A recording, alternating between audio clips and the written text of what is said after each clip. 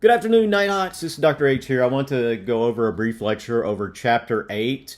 And Chapter 8 and Chapter 9 work together. So I think we're going to cover both Chapter 8 and Chapter 9 with this lecture. Chapter 8 and 9 cover the HIPAA privacy rules, Part 1 and Part 2. At the end of Chapter 8, by the end of Chapter 8, you should be able to define HIPAA and explain the scope within the healthcare law. Identify who must comply with HIPAA and what information is protected. Apply the three-part test to determine if information is PHI. Distinguish between the uses and disclosures that require authorization versus those that don't. Explain the minimum necessary requirements and its exceptions. And understand the commercial uses of PHI, including marketing, fundraising, and sale restrictions. What is HIPAA? And that is spelled HIPAA, not HIPPA. The Health Insurance Portability and Accountability Act of 1996. HIPAA is much more than just privacy. It's comprehensive federal law with 5 titles, but we'll focus on Title II, Administrative Simplification.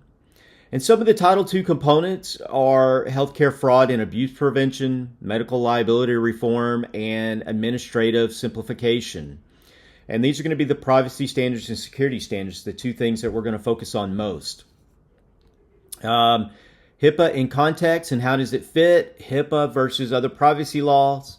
HIPAA doesn't exist in a vacuum. It works alongside several other acts and laws, such as the Freedom of Information Act, 1967, the Privacy Act of 74, the Federal Part 2 regulations, Medicare conditions, state laws, and other professional ethical standards.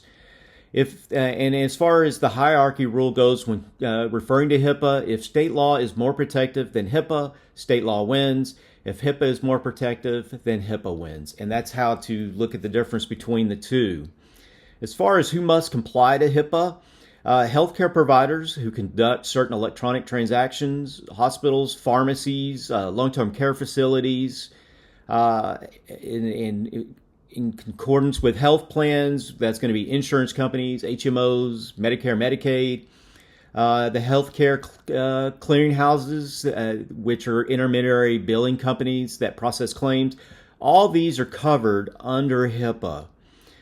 Business associates, any person or organization that performs functions on behalf of a medical provider or a covered entity is involving or use or disclosure of individuality, identifiable health information are also covered under HIPAA or must adhere to HIPAA.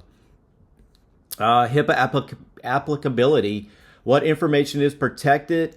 The three test part for PHI, information is protected health information, or PHI.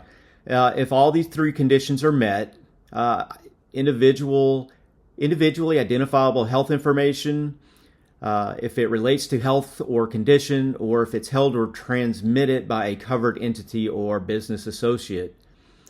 There are 18 identifiers that make information identifiable: names, Social Security numbers, medical records, account numbers, email addresses, telephone numbers, or fax numbers.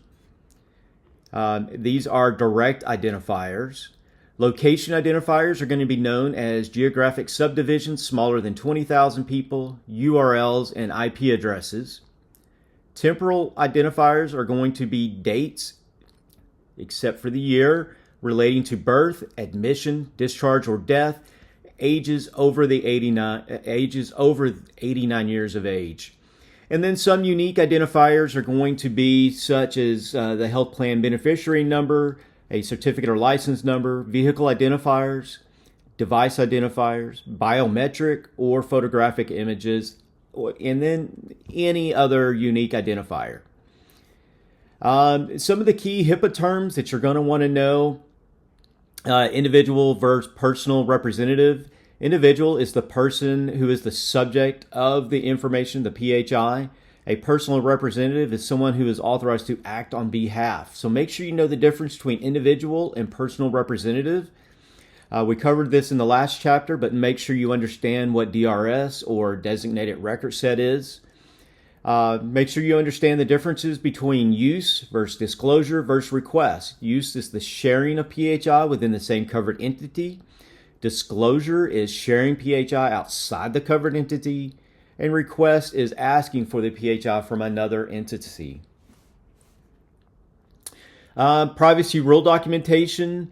Some of the notice of privacy practices or NPP are going to be required documentation that explains how PHI will be used and disclosed, explains an individual's rights, and it must be made available upon the first encounter.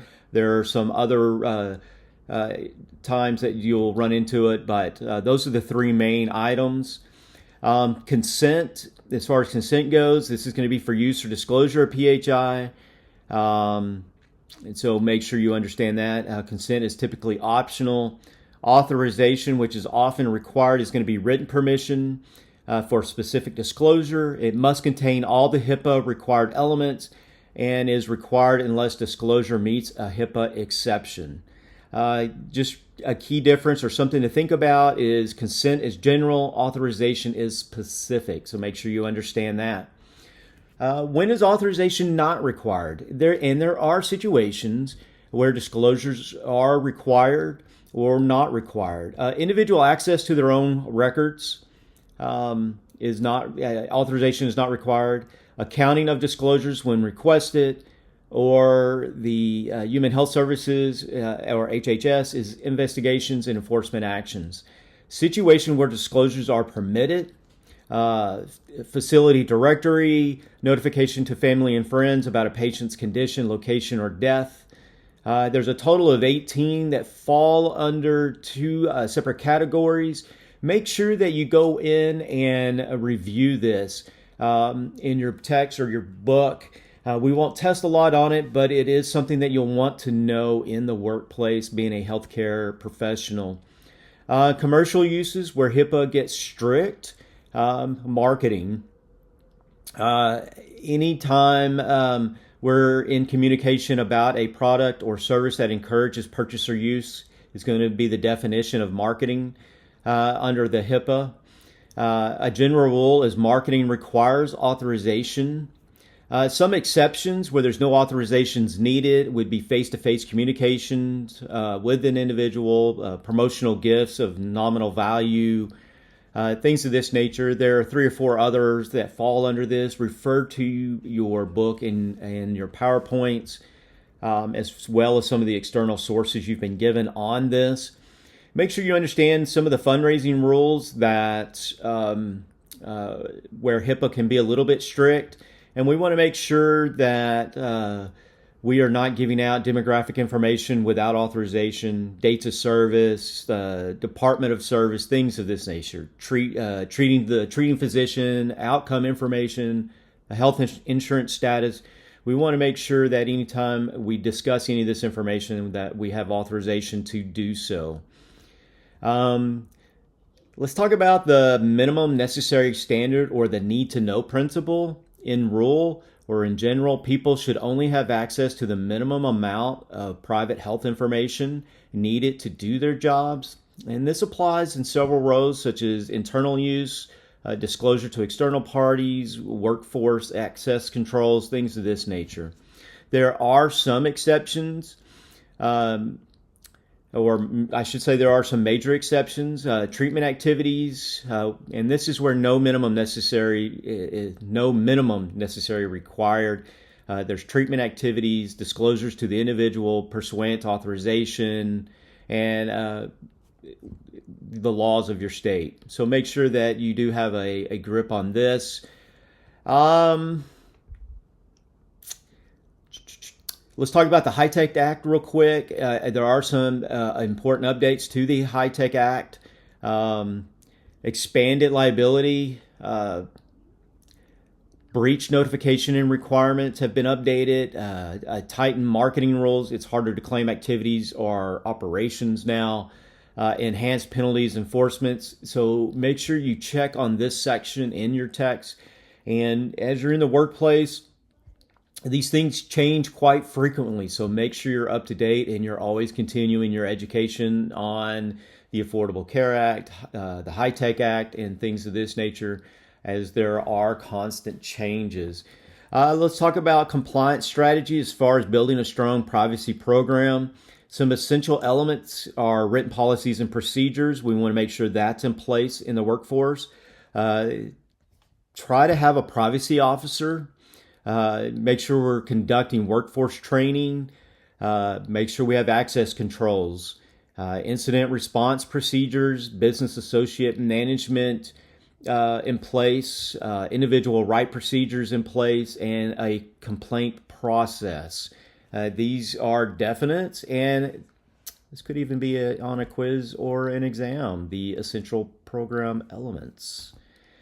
As far as your professional responsibility, you are the privacy champions in the healthcare organizations. Your roles are always going to include operational responsibilities such as developing and implementing privacy policies, training staff on HIPAA requirements, and managing authorization and consent processes. There are always, and I can't stress this enough, ethical responsibilities. And the number one ethical responsibility is protecting your patient trust, advocating for individual rights, ensuring equitable access to information, and maintaining the highest standards of confidentiality. There are common pitfalls, and there are definitely ways to avoid them. You may hear people say, well, we've always done it this way. Well, healthcare practices evolve constantly, and there should always be regular policy reviews and changes. We can't always do things the way we have because laws are changing, our patients are changing, and healthcare is changing. It's just for research quality improvement. Even legitimate purposes require proper authorization or documentation exceptions. We should never hear the words, "that's just." They're family, so it's okay. We don't know what the family relationship or dynamic is. So we want to make sure we are following the letter of the law and ultimately protecting our patient and our patient's information and our patient's trust. Some of the emerging challenges that we're going to see in the future, and we'll discuss this more in depth later on, is AI or artificial intelligence, telemedicine and remote care.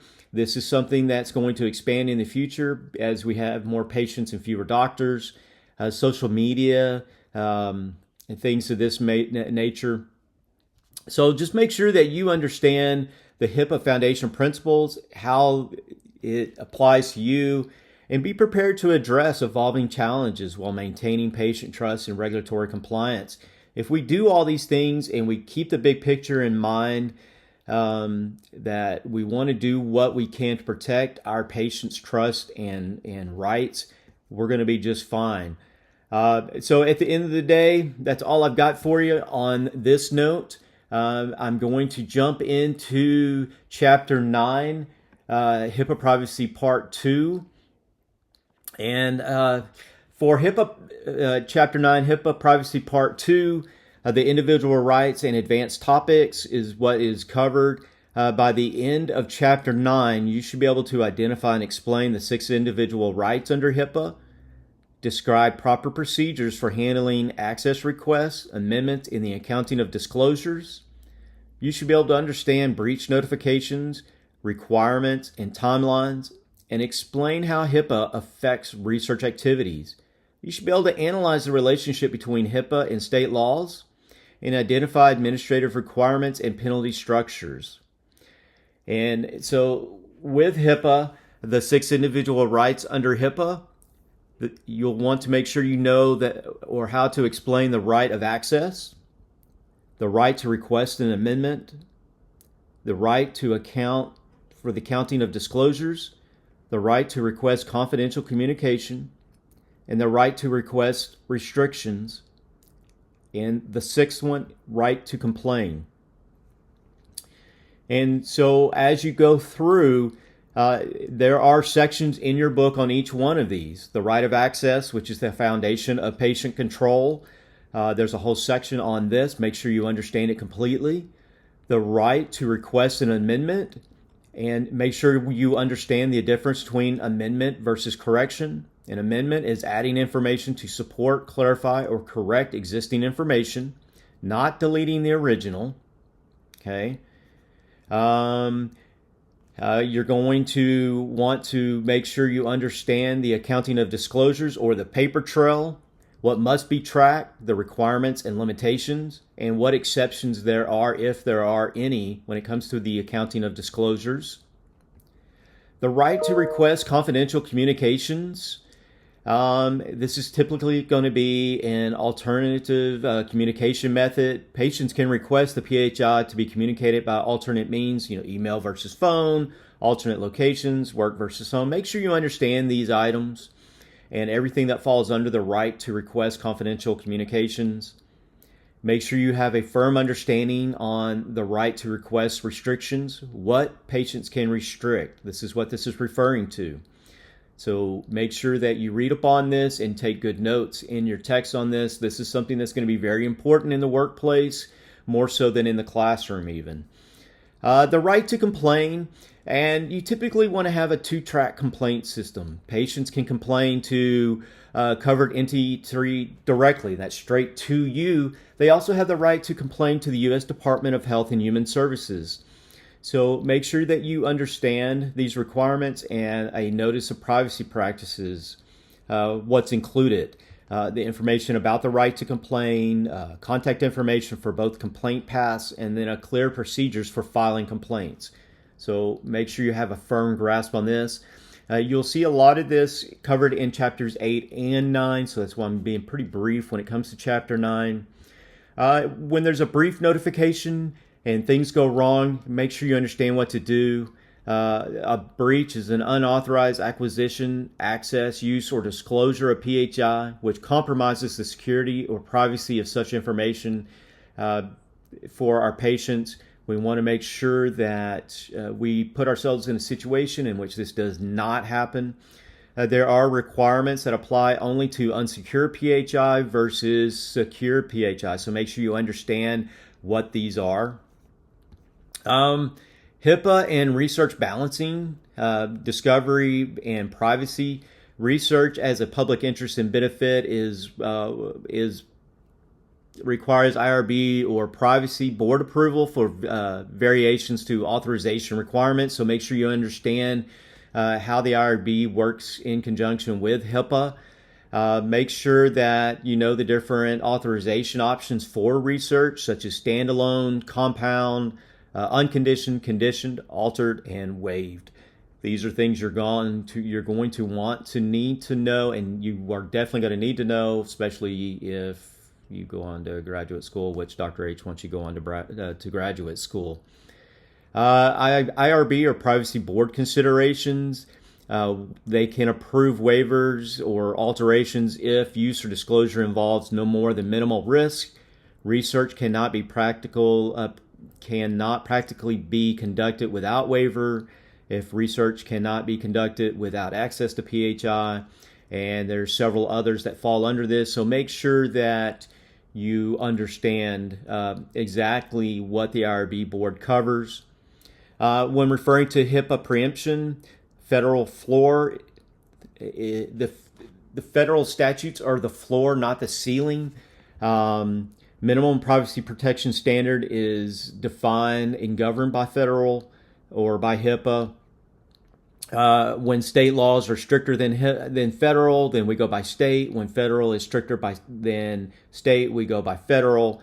And we always want to go the most strict route possible because we are looking to provide a greater privacy protection and greater patient rights regarding PHI. So keep that in mind. Administrative requirements, building compliance infrastructure. Required policies and procedures must always address all HIPAA privacy requirements, how to implement individual rights, workforce training and access management, business associate oversights, breach response procedures, and complaint handling processes. We discussed a little bit about this in Chapter 8. It's also covered in Chapter 8 and Chapter 9 in your text. And the reason it is so, and you'll see it covered again in several other chapters, is the importance of this cannot be understated. So make sure that you are up and you are compliant and to be honest, you have become the subject matter expert on these policies and procedures. Let's see, penalties and enforcement. Let's talk about that just real quick. Some of the penalties that fall under HIPAA for civil penalty structure or the tiered system is if unknowingly there has been a violation, the penalty range can go anywhere from $100 to $50,000 per violation with an annual maximum of $25,000. If it was done with reasonable cause, the penalty range is $1,000 to $50,000 per violation with a $100,000 annual maximum. Willful neglect, and that's which it was corrected, but there was still a breach or something was done to violate HIPAA. The penalties can be $10,000 to $50,000 per violation with a $250,000 annual maximum. And then willful neglect, in which the situation was not corrected, is a $50,000 violation per violation with an annual maximum of $1 million plus, depending on the situation. Make sure you understand the criminal penalties on the federal and state level. I'll let you cover that. That's a small section in your text, and then some of the external resources that you've been given. Other than that, that is all we are going to cover. As far as future considerations, when we're looking at privacy and where it's heading, AI and machine learning, that's something we're going to have to deal with. We discussed with that in Chapter 8. Wearable devices and remote monitoring, where that information is going and where it's coming from. Once again, telemedicine, in my opinion, is going to be the primary thing that we are going to have to make sure that the patient's privacy and information is protected. Social media, can't say enough about that, unfortunately. And so we'll want to make sure that we keep future privacy keep an idea or with considerations where privacy is heading when it comes to technology. As far as patient evolution, patient-controlled access to data, mobile health applications, and patients are becoming more involved with their healthcare. And so this is something to keep in mind moving forward. And once again, I think we talked about this earlier. As a health information management professional, as a healthcare professional, you will serve as a privacy officer or compliance specialist. You'll develop and implement privacy policies. You'll train healthcare workers on HIPAA requirements. You'll investigate and respond to complaints. And you'll manage breach and you'll understand the breach response and notification processes. So make sure that you become the subject matter expert on this. These are essential skills. And you'll want to keep developing skills such as legal analysis, how to understand complex regulations. You'll want to understand policy development, training designs, and you want to increase your investigation skills, your communication skills, and you want to continue training on all the latest technology. With that, that's all I've got for you for today. If you have any questions, please reach out and let me know. I know this went quick and we combined Chapter 8 and Chapter 9. But they both work hand in hand, and you'll continue seeing this in the future and throughout your courses here at the University of North Georgia in the Healthcare Administration. With that, I bid adieu. Have a great day, and have a great Nighthawk Nation Day. Thank you, everyone. Goodbye.